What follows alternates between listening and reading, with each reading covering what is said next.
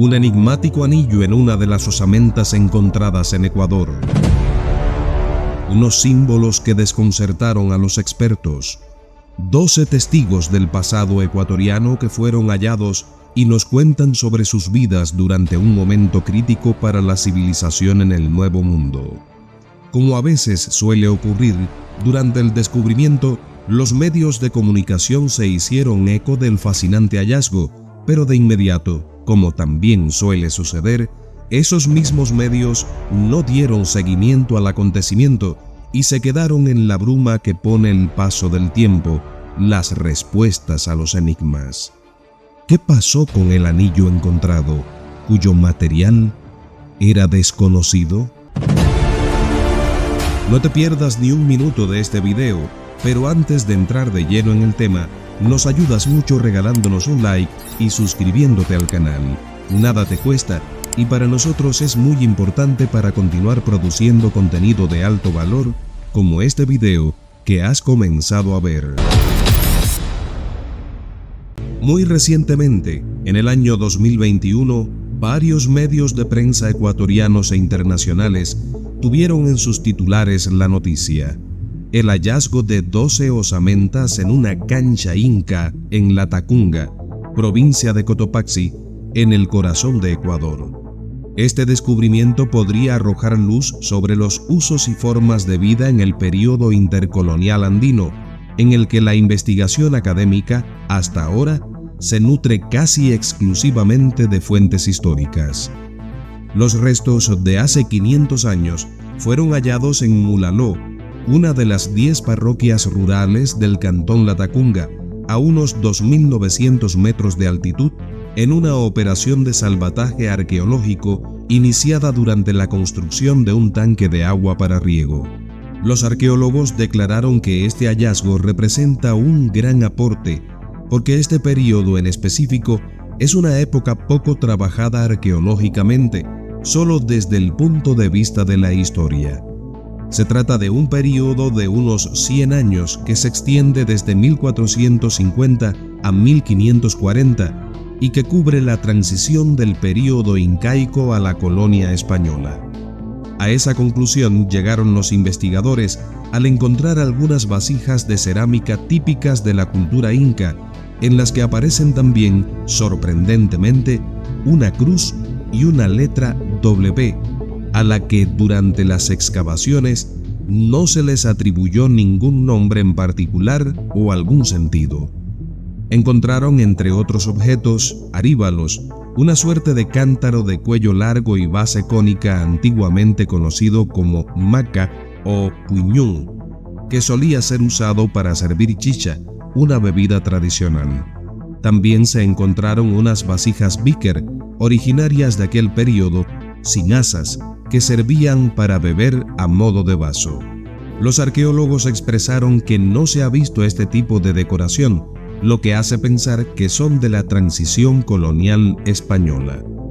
Los especialistas indicaron que esperaban que, tras los análisis de laboratorio, el descubrimiento ayudara a obtener información sobre cómo vivía la gente en esa época, dado que las principales fuentes sobre esas culturas son históricas y no arqueológicas.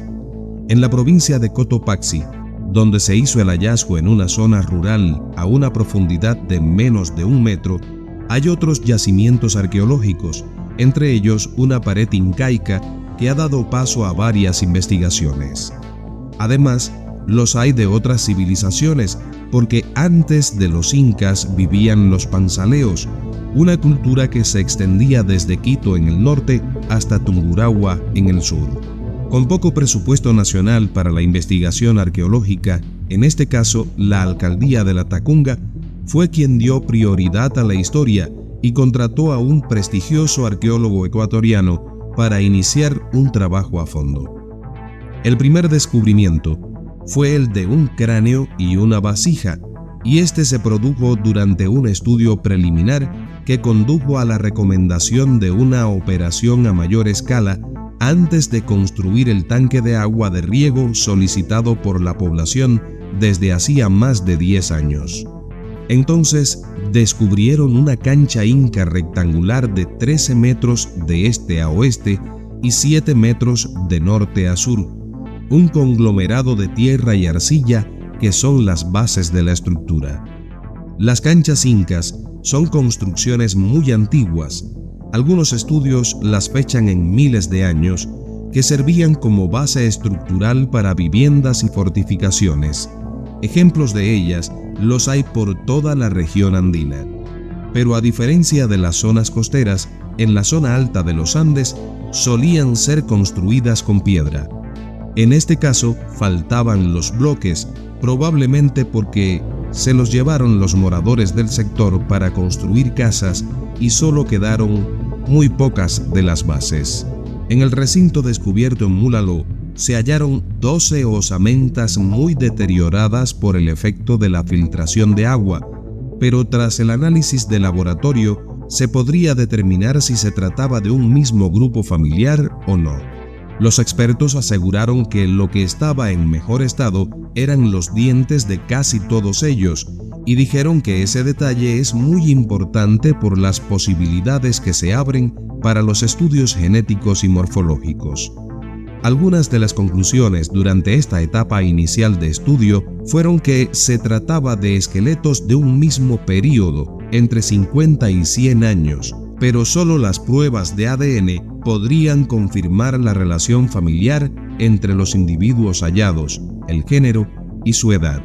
Otro objeto que llamó mucho la atención durante el hallazgo fue un anillo en uno de los esqueletos que, según los propios expertos arqueólogos, no es de cobre ni de algún metal conocido, y aseguraron que ese anillo no podría ser afiliado a la cultura incaica. El descubrimiento del extraordinario yacimiento requirió la participación de las autoridades para protegerlos de los huaqueros, los saqueadores de tumbas, templos y lugares arqueológicos en toda la región andina. Y esta es toda la información que apareció en los medios de comunicación. Increíble. Todos se hicieron eco entre ellos mismos, pues se trataba del momento inicial de este fabuloso descubrimiento, pero nada más. Por mucho que investigamos en internet, no encontramos ni una sola información más, ni un solo artículo de prensa, nada sobre el seguimiento que se supone los medios de comunicación deben dar a estos acontecimientos tan importantes para la cultura de un país. A estas alturas, ¿qué ocurrió con las 12 osamentas encontradas? ¿A qué conclusión llegaron sobre los objetos encontrados con enigmáticos grabados? ¿Los restos pertenecían realmente al período que se suponía por los arqueólogos en los momentos iniciales? ¿Pertenecían a una misma familia o no? Pero lo que más llama la atención en todo esto es el anillo. ¿Qué pasó con el anillo encontrado en uno de los esqueletos y que, según los arqueólogos, era de un metal desconocido? Muchas veces los medios de comunicación no hacen debidamente su trabajo y solo cubren el impacto inicial de una noticia, dejando luego en el olvido el proceso investigativo de ese acontecimiento cubierto.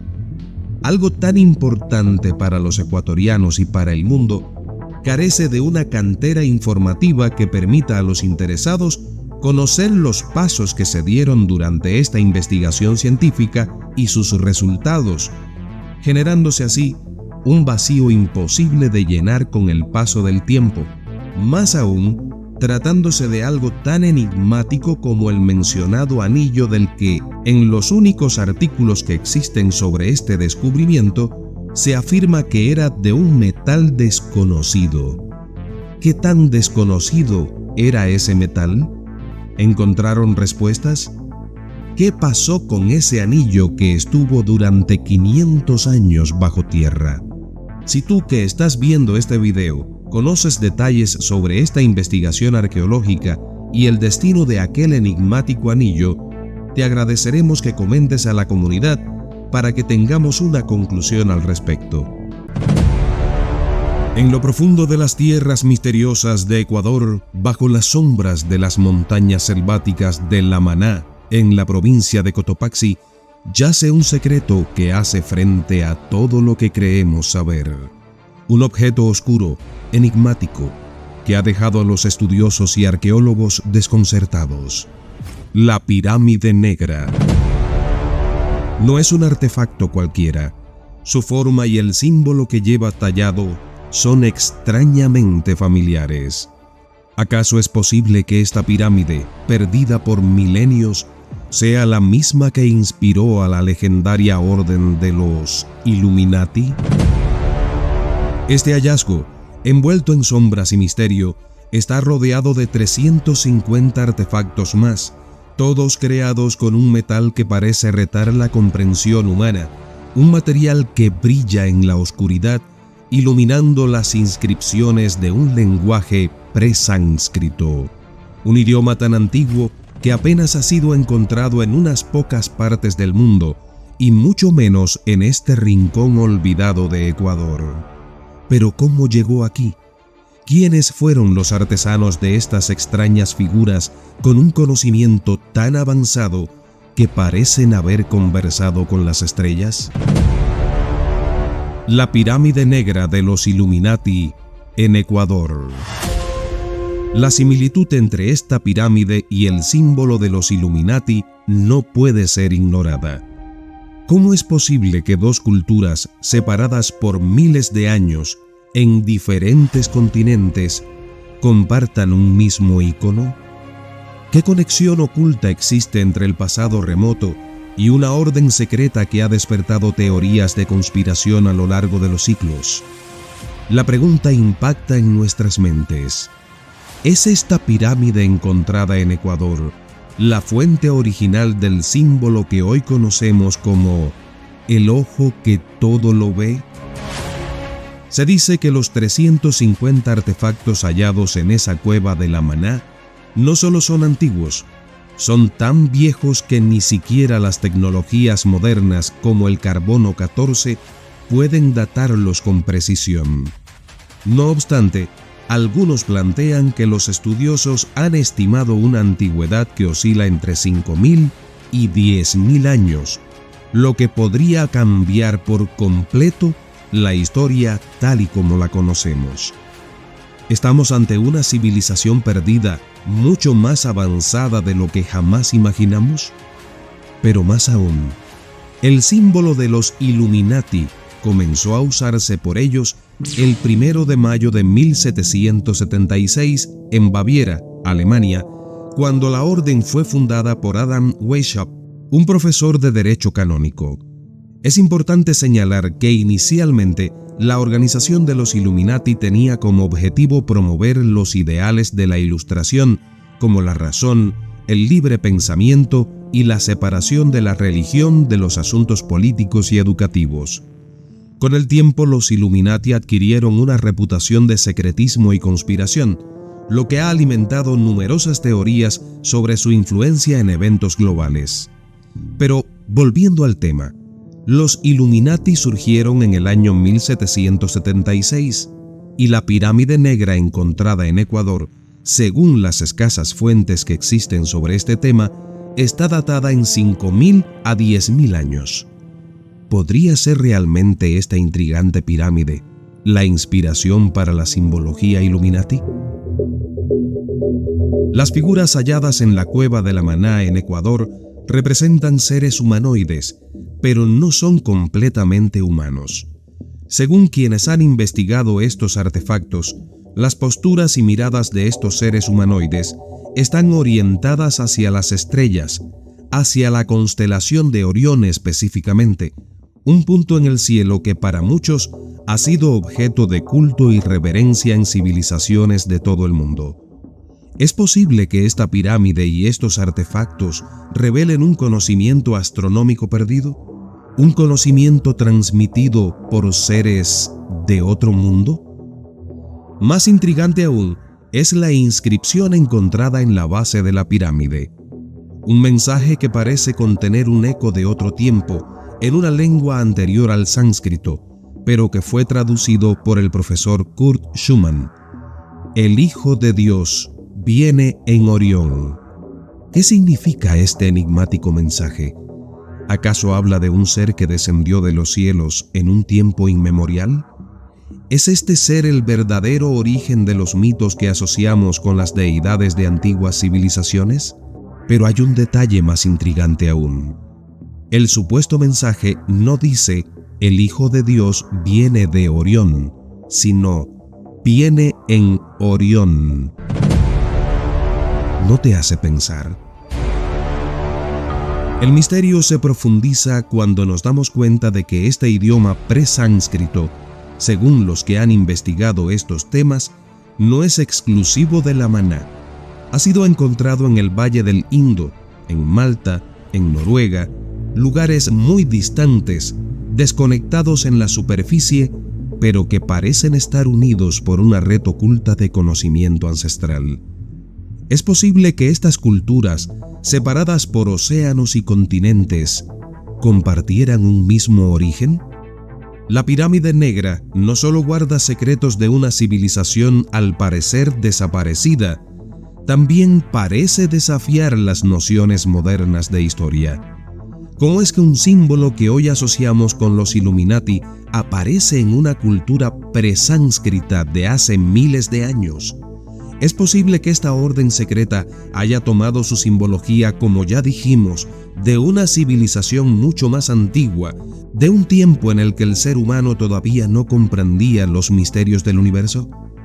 El ojo tallado en la cúspide de la pirámide, ese símbolo tan poderoso, brilla con el mismo material fluorescente que ilumina otras figuras.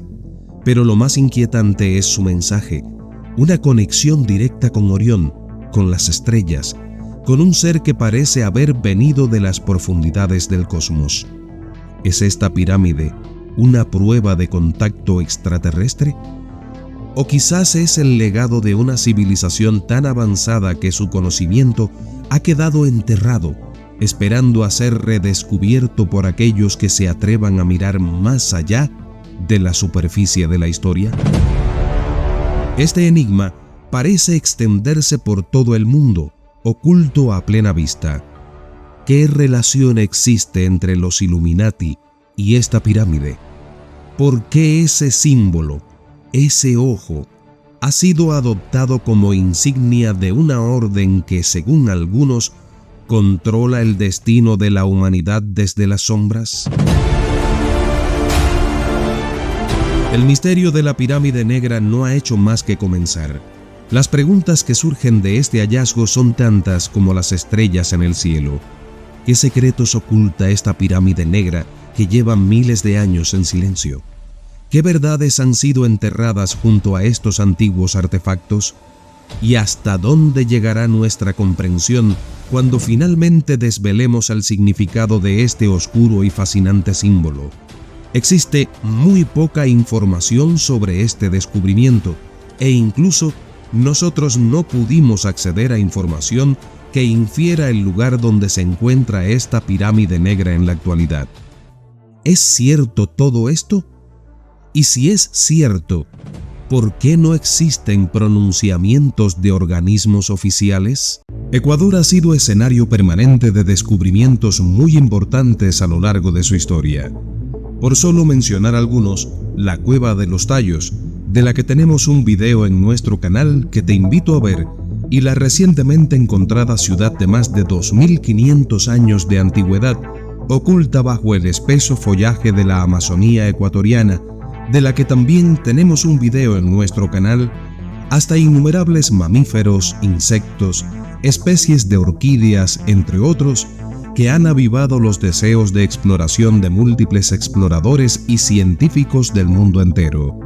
En el video de hoy, nos embarcaremos en un viaje científico e histórico hacia uno de los más importantes descubrimientos arqueológicos ocurridos en Ecuador y Sudamérica en sentido general. Una misión científica norteamericana encontró un cráneo humano llamado puninoide en la quebrada de Chalán, cerca de Punín, en la provincia ecuatoriana de Chimborazo.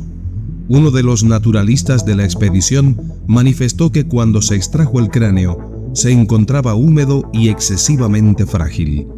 Una vez seco, el tejido óseo se endureció adquiriendo la misma consistencia que los demás huesos pleistocénicos de caballos, mastodontes, camélidos, entre otros hallados en esa quebrada. Según los análisis, el cráneo de Punin correspondería a una mujer de avanzada edad. Además, presenta rasgos anatómicos primitivos. Su forma es dolicoide, o sea, ovoidal, de cara ancha y corta, casi sin arco dental y dientes grandes, con un aspecto muy similar al de los cráneos australianos. Lamentablemente, en esa época no existían evidencias de que en la Sierra Central del Ecuador existían hombres tempranos y se concluyó que se trataba de un Homo sapiens, aunque Hrdlicka, en su libro El hombre primitivo de Sudamérica, aseveró que no se trata de un hombre temprano. No obstante, Rivet, por su parte, objeta esta teoría y afirma que se trata de un cráneo de gran antigüedad. La investigación moderna ha demostrado que ninguno de estos argumentos tiene validez, ya que el cráneo no se pudo relacionar del todo con el contexto paleontológico encontrado en la quebrada de Chalán. Estos acontecimientos tuvieron lugar a partir del encuentro del mencionado cráneo, denominado Cráneo de Punin, por encontrarse en la zona de esa población, ocurrido el 2 de noviembre de 1923. En 1980, dicho cráneo fue datado por el método de carbono 14 en 4.950 años aproximadamente, lo que significaría que se trata de la etapa del Paleoindio tardío, aunque no se han encontrado datos culturales asociados con el cráneo. En 1974, en la quebrada de Chalán, se encontró otro cráneo con características similares a Punin I y se le denominó Punin II.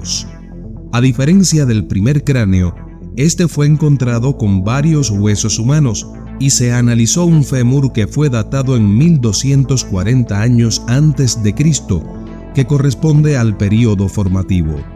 Irónicamente, no hay relación entre el fémur y el cráneo, por lo que este particular desatino hizo que el cráneo de Punin II fuera más controvertido que Punin I. En la actualidad, el cráneo de Punin I es un misterio. No se sabe de su destino, ni si se logró probar la existencia de un hombre temprano en la Sierra Central del Ecuador. Así se plantea en el medio digital Apachita, en su artículo sobre arqueología ecuatoriana, publicado en el año 2007, cuyo enlace te dejo en la descripción de este video. No se descarta que los puninenses hayan acentuado sus características genéticas por la práctica de la endogamia. Emilio Bonifaz, donante del cráneo, ha propuesto que los puninenses serían el resultado del cruce de habitantes originarios con grupos blancos venidos desde Asia, pero esta teoría es poco seria como para ser tomada en cuenta.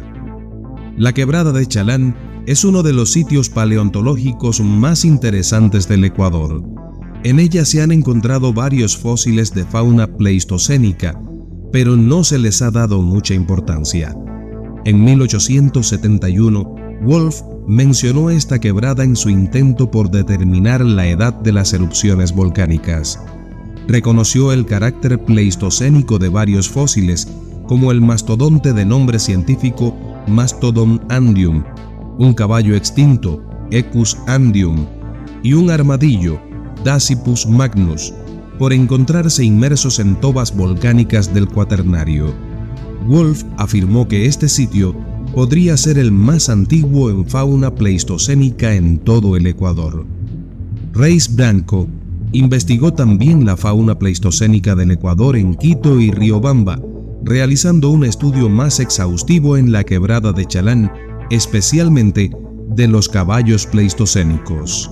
Hace algunos años, en la quebrada de Chalán, hubo un aluvión que puso al descubierto varios fósiles, dando lugar a que muchos huaqueros acudieran a apropiarse indebidamente de lo poco que queda de la fauna pleistocénica de Punin. El aspecto de la quebrada es muy singular.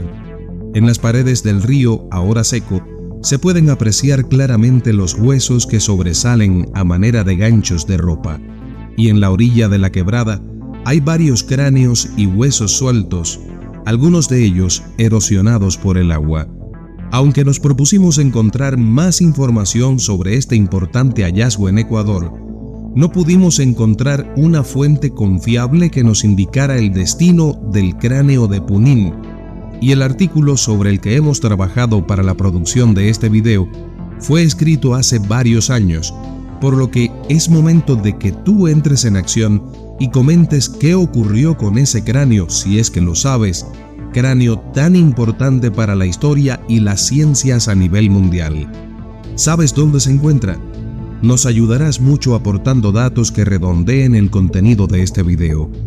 No concebimos que un descubrimiento de importancia global se haya quedado en el olvido o simplemente haya desaparecido. En Ecuador, una roca con antiguas imágenes que desconciertan a los científicos. Muy cerca de un lugar que parece de otro mundo. Se cuentan múltiples leyendas de este sitio, y aunque son interesantes, nos interesa viajar en busca de los fragmentos de verdad que podamos encontrar. ¿Qué quieren decir estos petroglifos que desafían el tiempo? ¿Qué mensaje ocultan sus formas? ¿Estamos interpretando correctamente los vestigios del pasado? Por otro lado, ¿se están investigando a profundidad estos sitios arqueológicos por parte de las autoridades competentes? La piedra pintada de Ingüesa, en el norte de Ecuador. Los mensajes ocultos del pasado. A lo largo y ancho del mundo, la civilización contemporánea ha encontrado centenares de rocas con petroglifos impresionantes que demuestran la capacidad comunicativa y creativa de los pueblos de la antigüedad. No obstante, las interpretaciones dadas por los expertos que los han estudiado son múltiples y muchas veces cuestionadas, pues las lecturas actuales, en muchos casos, están condicionadas por el nivel alcanzado por las investigaciones actuales, y por todos es sabido que, a medida que se realizan nuevos descubrimientos, muchas teorías varían y los significados de algunos vestigios van sufriendo transformaciones. En Ecuador se han realizado múltiples descubrimientos arqueológicos que impresionan por sus características, y para muchos, una roca con grabados antiguos suele pasar inadvertida. En el norte de Ecuador se encuentra un sitio para el que queda muy bien la descripción de paisaje de otro mundo. El páramo El Ángel, oficialmente conocido como Reserva Ecológica El Ángel, es un lugar de majestuosa belleza y profundos enigmas, situado en la provincia de Carchi. Este ecosistema, que se extiende sobre 15.715 hectáreas, alcanza altitudes de hasta 4.000 metros sobre el nivel del mar y alberga una biodiversidad sorprendente, así como una riqueza cultural e histórica que lo convierten en un destino fascinante para científicos, exploradores y curiosos. El páramo El Ángel es famoso por sus vastos bosques de frailejones, plantas del género Espeletia que se elevan como centinelas en el paisaje. Los frailejones, que pueden vivir hasta 400 años y alcanzar alturas de 10 metros, son una maravilla botánica. Sus hojas peludas y sus tallos llenos de agua permiten que sobrevivan en las duras condiciones del páramo. Estas plantas son esenciales para el ecosistema porque ayudan a captar y almacenar agua, regulando así el flujo de los ríos y acuíferos que abastecen a las comunidades circundantes. En la parte norte de la reserva se encuentran las Lagunas Verdes, un conjunto de lagunas de aguas esmeralda que deben su color a la presencia de minerales volcánicos.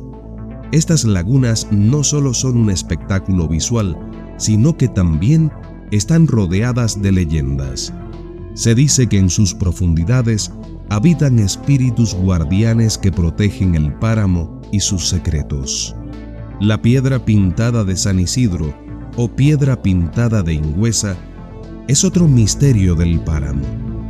Este enorme bloque de piedra de 6 metros de alto por 8 metros de ancho aproximadamente, contiene petroglifos que representan símbolos y animales, cuya interpretación sigue siendo un enigma para los arqueólogos.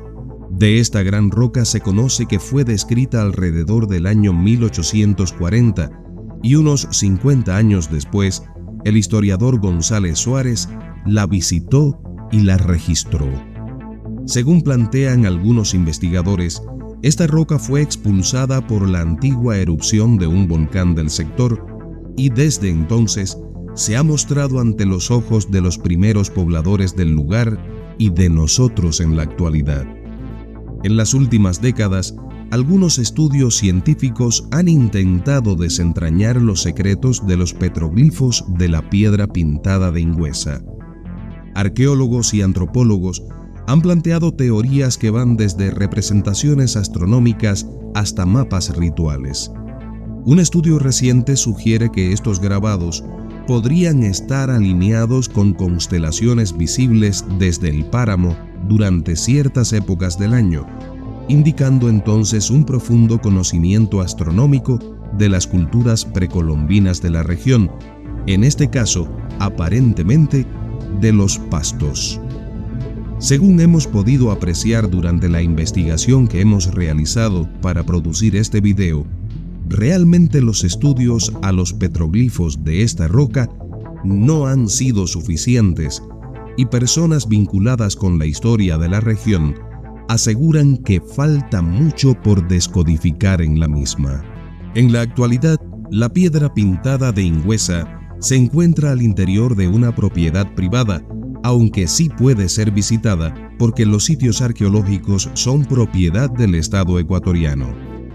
Aunque los petroglifos que aparecen en esta roca son catalogados como simples por parte de algunos arqueólogos, no podemos subestimar lo que aparece en ella y mucho menos los posibles mensajes que nos intenta transmitir.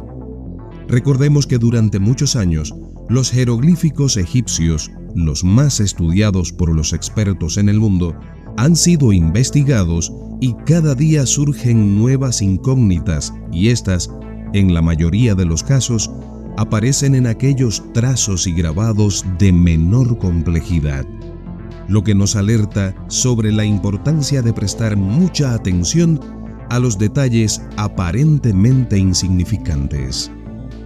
En la piedra pintada de Ingüesa, en el cantón Espejo de la provincia del Carchi, hay detalles que son significativos. Hay un círculo con unas líneas al que los investigadores llaman la estrella de 8 puntas, petroglifo que a los ojos actuales pasa inadvertido, quizás como una simple figura a modo de garabato, pero cabe la posibilidad de que a alguien de aquella época, que se estima fue por los años 700 después de Cristo, por simple aburrimiento se le haya ocurrido grabar un simple garabato en esta roca. No sabemos cómo eran ciertamente las dinámicas de la vida de estas comunidades y, sí, aquellas personas también se aburrían, como nos ocurre a todos en la actualidad, pero no es lo mismo estar aburrido hoy, tomar un lápiz y hacer un garabato en un papel, que estar aburrido hace unos 1500 años y ponerse a esculpir una roca por simple entretenimiento. ¿No crees? Por otro lado, las necesidades creativas artísticas en aquella época no deben haber sido como en la actualidad, en la que el arte tiene niveles de conceptualización. Por lo que, aunque el arte es una manifestación comunicativa, en aquellos tiempos en los que las prioridades se basaban en la subsistencia, en sobrevivir, ocupar largas horas del día en grabar imágenes, figuras en una roca, es un hecho que consideramos está más vinculado a la comunicación de acontecimientos relacionados con la cotidianeidad. En la piedra pintada de Ingüesa, en Ecuador, hay imágenes de monos. ¿Eran comunes los monos en el sector donde se encuentra esta roca? Sabemos que existían vínculos entre las comunidades de la región, que se viajaba por razones de migración, comercio, entre otras, y que el mono llegó a ser considerado por algunos como una especie de deidad. ¿Pero por qué lo pintaban? Pero más aún, ¿por qué en el conjunto de estos petroglifos aparecen también imágenes enigmáticas, como este círculo que contiene en su interior estas 8 líneas que se cruzan en el centro, símbolo que hoy es llamado estrella de 8 puntas? Pueden existir infinidad de teorías, no obstante, lo cierto es que la piedra pintada de Ingüesa en Ecuador requiere de mayor atención por parte de los investigadores, que se realicen estudios profundos sobre ella y que sean publicados para que todos los que tenemos interés en nuestra historia podamos acceder a ellos y despejar nuestras dudas o quizás incrementarlas. Hoy solemos subestimar los conocimientos de nuestros antepasados, pero podríamos sorprendernos en cualquier momento con mensajes aparentemente muy simples, pero realmente muy profundos. ¿Has visitado tú esta enorme roca ecuatoriana? ¿Has visitado el páramo El Ángel? ¿Qué opinas tú de todo esto? Una icónica escena que data de hace más de 8.000 años. 2 cuerpos que parecen cuidadosamente colocados uno junto al otro, descansando en un último abrazo que ha perdurado a través del tiempo, protegido por las arenas eternas de la península de Santa Elena, en el actual Ecuador. Estos son los amantes de Sumpa, una pareja cuyos restos han suscitado preguntas que desafían nuestra comprensión de la vida y la muerte en tiempos prehistóricos. ¿Quiénes eran? ¿Por qué fueron enterrados juntos en una posición tan íntima? ¿O fueron víctimas de algo mayor? Las respuestas se esconden en las profundidades del tiempo, en una época en la que la humanidad apenas comenzaba a formar los primeros trazos de lo que más tarde serían complejas civilizaciones. Pertenecían a Las Vegas, una cultura que se remonta a miles de años antes de Cristo, y para intentar acercarnos a alguna de esas respuestas sobre los misteriosos amantes de Sumpa, debemos acercarnos a la enigmática cultura Las Vegas. Viajemos a través del tiempo y el espacio a esa playa ecuatoriana en el pasado. La cultura Las Vegas, considerada por algunos como una protocultura, es una de las más antiguas de América, con sus orígenes remontándose a unos 10.000 años antes de Cristo. Los Vegas fueron los primeros en habitar la península de Santa Elena, en la costa del actual Ecuador. Su estilo de vida, sus costumbres y su organización social, aunque sencillas en comparación con las civilizaciones posteriores, sentaron las bases de lo que podría considerarse el inicio de una tradición cultural en la región. Quizás te preguntes qué quiere decir protocultura.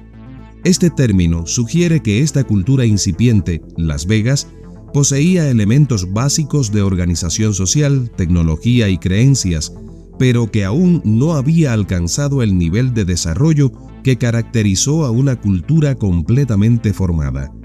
En el contexto de Las Vegas, una protocultura implicaría que los habitantes de esta región, que vivieron alrededor de 10.000 a 4.000 años antes de Cristo, estaban entre los primeros en establecerse de manera más o menos sedentaria en la región, practicando una forma temprana de agricultura, recolecta de plantas y pesca.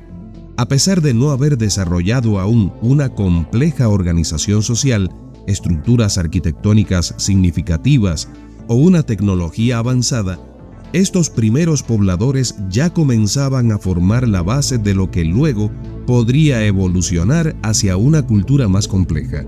Por esta razón, algunos expertos plantean que Las Vegas no llegó a ser una cultura, sino una protocultura. Pues bien, como te comenté, los Vegas eran esencialmente recolectores y cazadores que, con el tiempo, comenzaron a practicar una forma primitiva de agricultura. Entre los cultivos que se presume que manejaban se encuentran la calabaza, el maíz y el frijol, lo que les permitió establecerse de manera más sedentaria. Su dieta también incluía mariscos, peces y animales pequeños del sector, aprovechando la rica biodiversidad de la costa ecuatoriana. Este conocimiento de la naturaleza y de las estaciones refleja un nivel de adaptación y supervivencia que les permitió prosperar en un entorno que, aunque desafiante, les ofrecía abundantes recursos.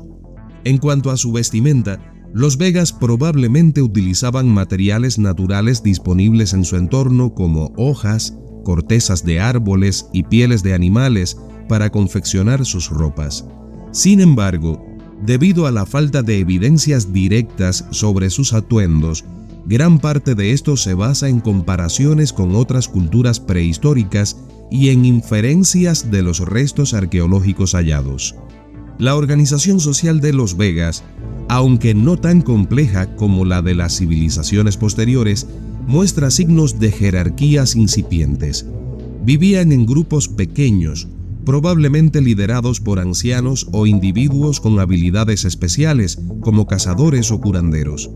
Las prácticas funerarias encontradas en Sumpa, incluyendo el famoso entierro de los amantes, sugieren que ya tenían conceptos de espiritualidad y una preocupación por la vida después de la muerte.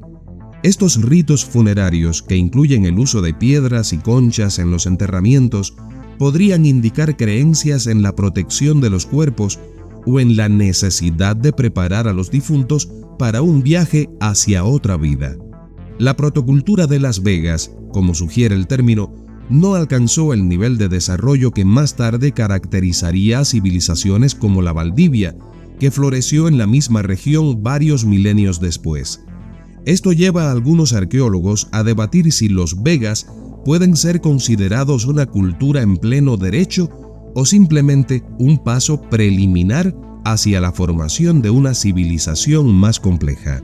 Una de las grandes preguntas que rodean a la cultura Las Vegas es su eventual destino. ¿Desaparecieron o simplemente se transformaron en otra cultura más avanzada? Algunos estudios sugieren que la cultura Las Vegas evolucionó y contribuyó a la formación de la cultura Valdivia, famosa por sus distintivas figurillas femeninas y su avanzada cerámica. Esta transición, sin embargo, no es del todo clara y aún se debate si hubo una continuidad cultural directa o si los vegas fueron absorbidos o desplazados por grupos más avanzados. El arqueólogo estadounidense Clyde Evans, junto a su colega Betty Meggers, fueron de los primeros en estudiar la cultura Las Vegas en profundidad durante sus excavaciones en la península de Santa Elena en la década de 1960. Sus investigaciones revelaron una sociedad que, aunque primitiva en muchos aspectos, mostraba signos de organización y adaptación que serían fundamentales para el desarrollo de culturas posteriores en la región. Según Evans, Las Vegas representa una de las fases más tempranas de la ocupación humana en la costa ecuatoriana y en Sudamérica, estableciendo las bases para las culturas que seguirían. Y ahora regresamos a esos dos esqueletos conocidos como los amantes de Sumpa, encontrados abrazados, con 6 piedras sobre ellos, han suscitado una serie de teorías y especulaciones. ¿Fueron enterrados vivos, víctimas de algún tipo de sacrificio ritual? ¿O acaso murieron en un accidente, tal vez atrapados por un desastre natural como un sorpresivo tsunami mientras dormían? Algunos sugieren que podrían haber sido amantes, sellando su destino juntos en un momento trágico. Otros plantean que podrían haber sido familiares cercanos, unidos no por el amor romántico, sino por un vínculo de sangre. Pero, ¿y las 6 rocas sobre ellos? ¿Eran un símbolo, una protección o simplemente parte del rito funerario de una protocultura que todavía estaba descubriendo sus propios rituales y creencias? ¿Fueron sorprendidos por enemigos mientras dormían que cegaron sus vidas arrojándoles estas 6 piedras? ¿Qué ocurrió a estas 2 personas aparentemente amantes hace unos 8000 años en esta playa ecuatoriana? ¿Pudo existir tal coincidencia que ambos miembros de una pareja falleciesen en el mismo instante y que su primitiva comunidad les enterrara unidos, colocándoles cuidadosamente los brazos en posiciones de enamorados para la eternidad? Lo que sí está claro es que los amantes de Zumpa nos ofrecen un atisbo de la vida y la muerte de un tiempo remoto, en un mundo donde los humanos apenas comenzaban a entender su lugar en el cosmos. Su historia, o más bien, el misterio de su historia, sigue vivo en las arenas de Santa Elena, inspirando a generaciones de arqueólogos, historiadores y soñadores a buscar respuestas en los huesos de aquellos que nos precedieron. En Ecuador, durante muchos años, se pensó que sobre sus tierras no caminaron los dinosaurios. Los majestuosos gigantes que estuvieron durante siglos ocupando la cima en la cadena alimenticia del planeta. Se les miraba en las pantallas como dueños y señores de lejanas latitudes, majestuosos en su andar, sabiéndose los más fuertes e invencibles, hasta que llegó su repentina desaparición, gracias a la que pudieron ocupar su lugar otras especies, incluyendo a la humana, que hoy señorea sobre la Tierra. Pero los ecuatorianos ya pueden sentirse satisfechos.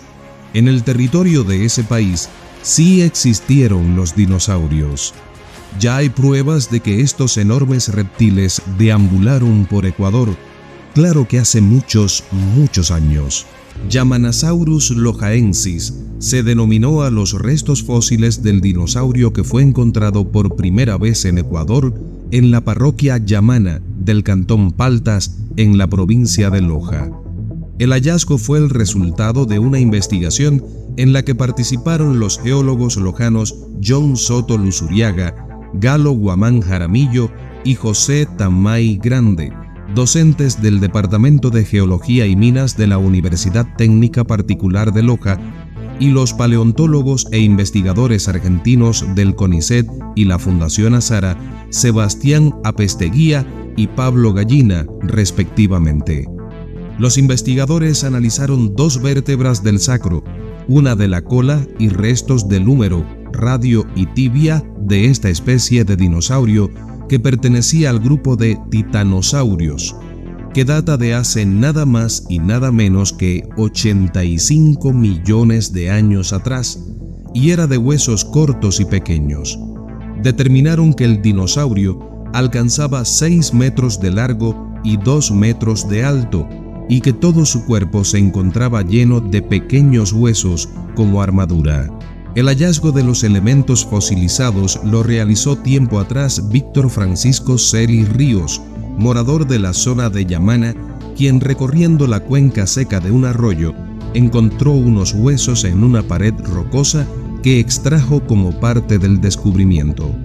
Posteriormente los fósiles fueron entregados al señor Marco Antonio Paladines Balcázar, quien los mantuvo resguardados hasta que el Instituto Nacional de Patrimonio Cultural realizó una incautación formal de las piezas, pasando a ser custodiadas por el INPC desde el año 2015. A través de un convenio que mantiene el INPC con la Universidad Técnica Particular de Loja, entregó las piezas con la finalidad de contribuir a identificar los elementos registrados. Durante una práctica docente de campo, Marco Paladines entregó en donación a la carrera de Geología y Minas un elemento fosilizado que aún él conservaba, con el fin de realizar la investigación correspondiente. Galo Guamán Jaramillo, docente de la Universidad Técnica Particular de Loja, señaló que para este estudio se investigó la edad de las rocas para relacionarlas con la edad del fósil encontrado. De esta forma, determinaron que se refería a la especie de titanosaurios, dinosaurios de pequeño tamaño por la vegetación de altura baja que predominaba en la región. Al ser una nueva especie, el dinosaurio fue bautizado como Yamanasaurus lojaensis, por ser encontrado en Yamana, perteneciente a la provincia de Loja. La respectiva documentación de los elementos fosilizados, fotografía y realización de tomografía luego fue fortalecida con la investigación paleontológica de identificación y clasificación taxonómica de los fósiles por los paleontólogos argentinos especialistas en dinosaurios. Sebastián Apesteguía junto a Pablo Gallina realizaron el análisis comparativo de los huesos encontrados. Este es un hallazgo de gran trascendencia para Ecuador y la historia del mundo en general, y fue posible gracias a un proceso de investigación que duró más de 2 años y que en diciembre de 2019 fue presentado oficialmente con los resultados que se publicaron en Cretaceous Research, una revista internacional que recoge publicaciones científicas sobre el período Cretácico ocurrido hace más de 100 millones de años. Los investigadores han destacado que a partir de este hallazgo continuarán investigando esta zona en busca de nuevos fósiles, con el fin de evitar que se pierdan o sean vendidos y que la ciudadanía en general tome conciencia sobre este tipo de descubrimientos que son de importancia trascendental para todo el Ecuador y que deben ser conservados adecuadamente. Medios de comunicación locales, nacionales e internacionales se han hecho eco del hallazgo de los fósiles del dinosaurio, poniendo a Ecuador en el mapa del hábitat de estos gigantes majestuosos en el mundo, que a muchos nos encantaría poder haber visto físicamente, aunque no creo que hubiese sido posible una coexistencia humana con ellos. Los dinosaurios vivieron durante la era mesozoica, hace entre 248 millones y 65 millones de años. Durante su permanencia en la Tierra, los continentes se movieron y el ambiente tuvo que cambiar en consecuencia. Los dinosaurios llenaron nichos que habían sido abandonados durante el evento de la extinción masiva de la era anterior, de manera que habitaron gran parte de la Tierra. Aunque el ambiente de la Tierra parece haber sido de alguna forma más consistente durante el Mesozoico de lo que lo es hoy en día, es probable que los hábitats de los dinosaurios hayan sido de algún modo variados. A pesar de esto, los registros fósiles de plantas y animales permiten a los investigadores crear algunas declaraciones generales acerca de su ambiente. Contrario a lo que se podría pensar sobre algunos animales actuales que, por su parecido, consideramos familiares directos de los extintos dinosaurios, el análisis molecular de una proteína ha confirmado que los dinosaurios tienen sus descendientes más directos en las aves y que las gallinas y los avestruces están en el mismo árbol evolutivo que los tiranosaurios, aquellos gigantescos depredadores que vivieron hace más de 65 millones de años. En Ecuador continúan los enigmas del pasado ocupando a los expertos en la actualidad.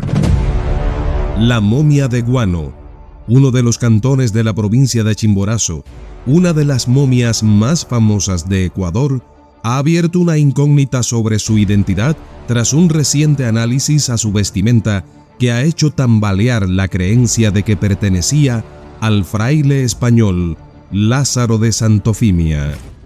Los expertos han confesado ahora que no saben quién es.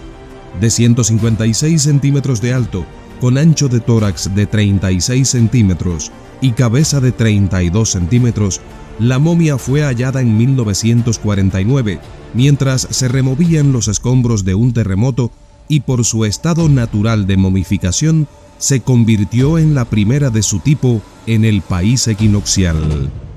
¿Quién es entonces esta persona momificada? ¿Cuál es su historia? Antes de los recientes estudios, se creía que la momia de Guano pertenecía a Fray Lázaro, quien desde mediados del siglo XVI había sido el guardián de la iglesia y del antiguo convento de la Asunción, ubicado en la población de Guano, una de las más históricas de la provincia andina de Chimborazo, que se encuentra en el centro de Ecuador. Hasta el momento se asumía que tras enfermar y morir, su cuerpo había sido sepultado en los muros del convento, según expertos de investigación e innovación del Instituto Nacional de Patrimonio Cultural de Ecuador, quienes participaron en el nuevo estudio que arrancó en 2019 con la participación del científico francés Philippe Charlier.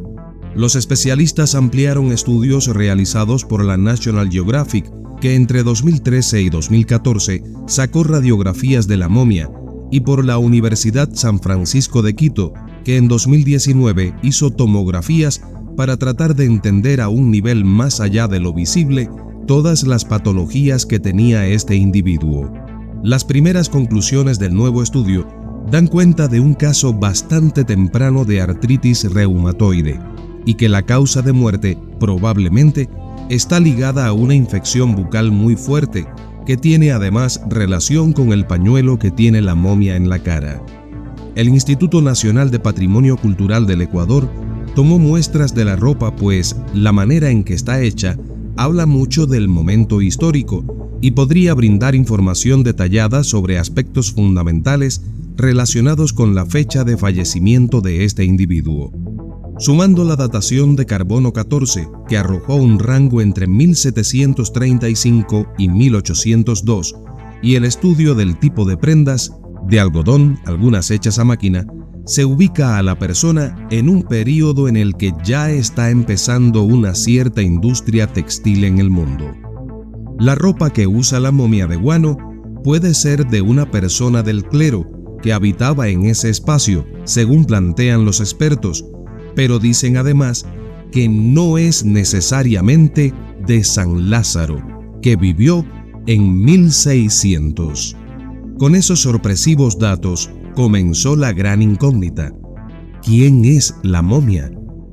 Los expertos han asegurado ahora que no saben y suponen que se trata de un personaje quizás que pudo haber sido un miembro del clero, como puede haber sido una persona asociada con el convento.